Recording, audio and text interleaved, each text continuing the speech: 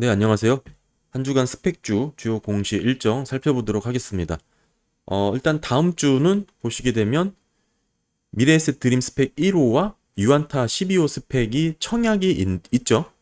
그리고 9일 날은 대신 밸런스 11호 라운텍이 존속하는, 그러니까 스펙이 소멸하는 방식입니다.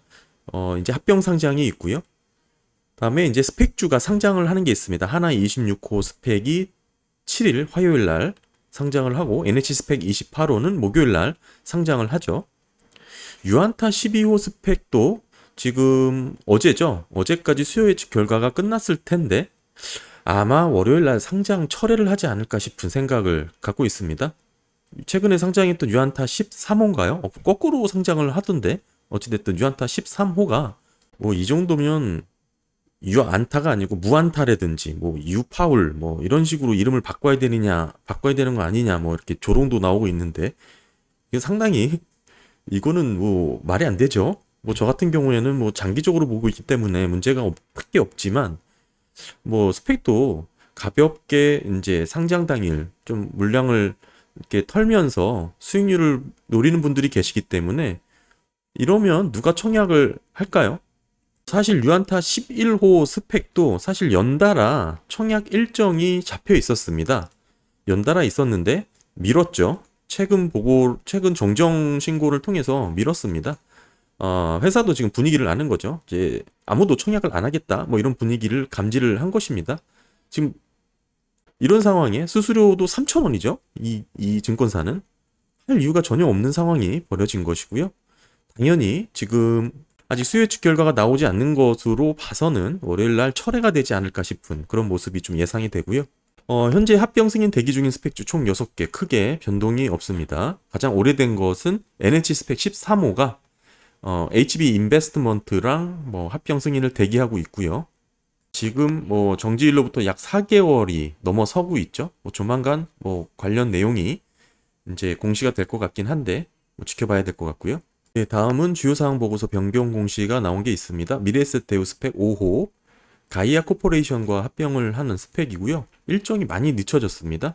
합병 계약일 이게 사실 요 일정은 의미가 없는 뭐 어떻게 보면 예시에 가까운 일정이라 뭐 이렇게 잡히는 게 지금 기업과 합의된 부분이고요.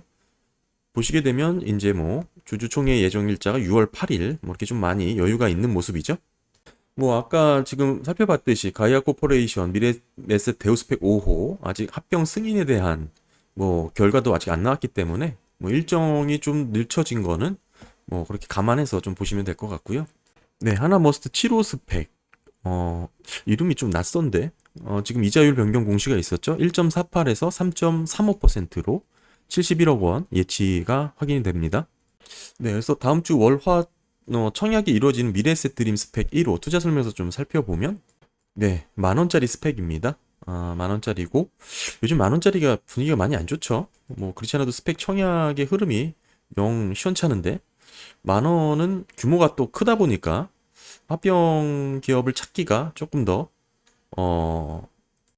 뭐 가능성이 낮아지는 거 아니냐라는 우려가 좀 나오니까 그런 거에 있어서 조금 기대감이 좀 덜 해지는 추세죠.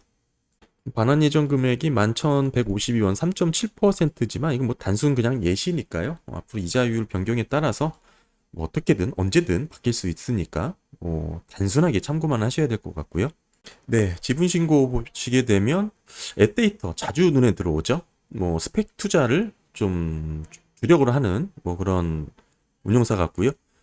지금 9% 정도 보유 비율 있고 2,900원, 19원, 20원 정도에서 계속 장내 매수를 했습니다. 네, 다음은 하나금융 16호 스펙이죠. 뭐 지금 뭐 해산했죠. 상패 이후에 해산을 했고 일정 보시게 되면 어, 뭐 어찌됐든 중요한 게 이제 요 돈이죠. 5월 31일 일정으로 이렇게 확인이 됩니다. 네, 뭐 그 위에 뭐 특별한 뭐 스펙주 관련 공시라든지 뭐 내용은 뭐 확인이 안 됩니다. 오늘 그래서 오늘 좀 시간이 있으니까요. 제가 이제 저만의 이제 스펙주 투자 방법에 대해서 조금 공유를 하려고 하는데요.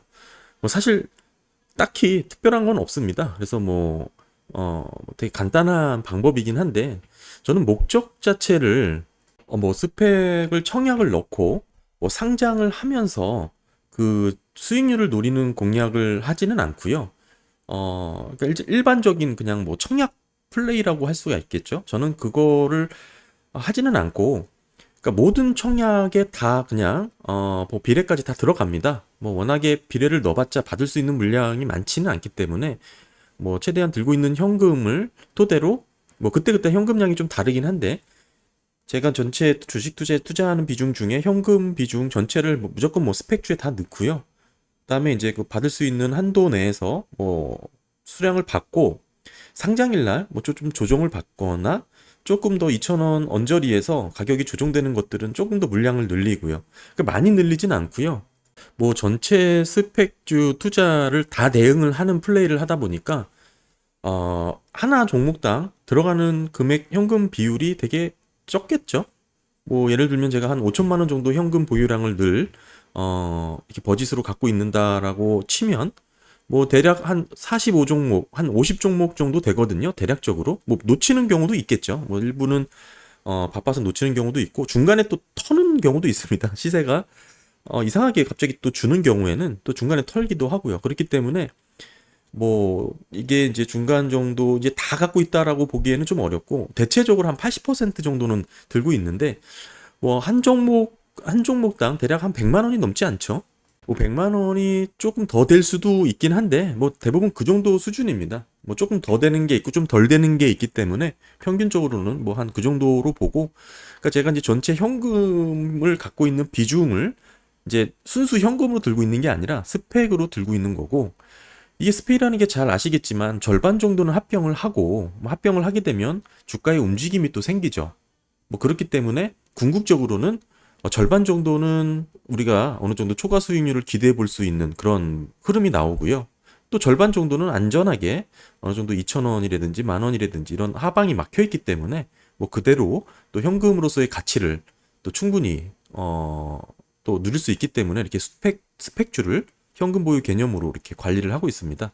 근데 이게 저 같은 경우는 이게 워낙 텀이 벌써 이제 뭐라 그럴까요? 몇 년 됐다 보니까 이게 이제 벌써 이제 3년 주기로 다 이렇게 사이클이 돌리고 있거든요. 그러니까 지금 막 처음 시작하신 분들은 뭐라 그럴까? 이게 지금 정상적인 사이클대로 순환이 안 되기 때문에 조금 버겁고 번거로울 수 있는데, 저 같은 경우는 이게 뭐라 그럴까? 맞물려서 지금 사이클이 돌아가고 있는 상황이라, 그러니까 물리적으로 한 3년 이상이 필요한 것이죠. 이제 꾸준히 그렇게 하시다 보면은 주기적으로 이 현금 보유량이 계속 이렇게 증가하는 것을 좀 확인하실 수가 있어요. 이게 되게 안전하게 말이죠. 뭐 아주 뭐 드라마틱하게 뭐 수익률을 올리거나 뭐 단기간에 뭔가 초과 수익률을 누리는 그런 플레이는 아닌데, 뭐 이게 뭐라 그럴까, 묵직하게 뭐 언제 뭐 이렇게 엑셀 현황으로 이렇게 좀 살펴보다 보면 이게 이렇게 올랐었나 싶은 뭐 그런 것들 있잖아요. 뭐 그러면 또 조정해서 좀 처분을 하기도 하고 뭐 이렇게 합니다. 그러니까 크게 부담 갖지 않고 이렇게 대응할 수 있어서 뭐 그렇게 큰 스트레스 없이 투자할 수 있는 게 이제 스펙주 투자 같고요. 그렇기 때문에 저는 이제 스펙주를 투자하는 이 비유 자체가 좀 상당히 좀 보수적입니다. 왜냐하면 현금성 개념으로 투자를 하는 입장이다 보니까 초과 목표 수익률도 요구 수익률도 그렇게 높지가 않아요. 뭐 그래서 어느 정도 현금 뭐 이자율보다 높은 수준이 나오면 그냥 바로바로 현금화 시키고 안전하게 들어가고 있는 그런 상황이기 때문에 지금 뭐 스펙주가 급등을 해서 뭐 제가 큰 수익을 본다든지 또 말도 안 되게 또 뭔가 뭐 흐름이 타서 뭐 합병 소식으로 인해서 초과 수익률을 노리는 경우는 사실 그렇게 크진 않습니다. 왜냐하면 있긴 있는데 아까 처음에 말씀드렸다시피 해당 종목별로 분산해서 들어가기 때문에 한 종목이 한 100만 원 내외이라서 거기에 뭐 수익률이 많이 올라가 봤자 큰 수익이 나는 건 아니거든요. 그러니까 그렇게 저는 투자를 하고 있어요. 그래서 뭐 그렇게 좀 정리해서 말씀을 드리면 크게 신경 쓰지 않고 벌써 이제 3년 넘는 사이클이 순환이 돼서 이게 주기적으로 이렇게 맞물려서 돌아가다 보니 현금을 들고 있는 거의 목적 그 이상의 수익률, 안전마진을 노리면서 그 수익률을 노리는 뭐 그런 투자법으로 스펙주를 투자하고 있다. 뭐 그래서 그렇게 보시면 될 것 같고, 이게 워낙에 또 많고 제가 또 뭐 이렇게 전업으로 투자하는 사람도 아니고 이러다 보니까 간혹 놓치는 경우도 있습니다. 그래서 놓치는 경우도 있고 제가 이게 있었나 없었나 뭐 또 헷갈리는 경우도 있어요. 그래서 나름 정리를 쭉 하고 매주 그래도 주에 한 번 정도는 이렇게 확인하는 시간을 갖고 있긴 한데 뭐 그렇게 보시면 될 것 같고요. 그리고 저는 뭐 이렇게 적리매매에 뭐 투자를 하거나 그러진 않습니다. 그러니까 적리매매에 이제 투자 수익률이 있는 건 알고 있는데 제가 이제 뭐 그렇게까지 하지 않고 저는 그 전에 다 보통 처분을 하죠. 합병 소식이 난다든지 또 합병 전에라도 주가가 움직이는 경우가 있기 때문에 대부분 다 그 전에 저는 다 떨궈내고요. 다시 이제 새로운 종목에 들어가고 뭐 요 작업이 계속 이루어지고 있습니다. 뭐 그렇게 좀 보시면 될 것 같고. 그러니까 저는 한마디로 스펙주 투자를 하면서 뭐 최대 수익률을 극대화하는 플레이는 하지 않고 있다. 뭐 이렇게 정리해서 말씀을 드릴 수 있을 것 같습니다. 네, 오늘 또 다음 주 이렇게 스펙주 일정 살펴봤고요. 뭐 잘 대응하셔서 또 좋은 결과 항상 있으시기를 바랍니다. 감사합니다.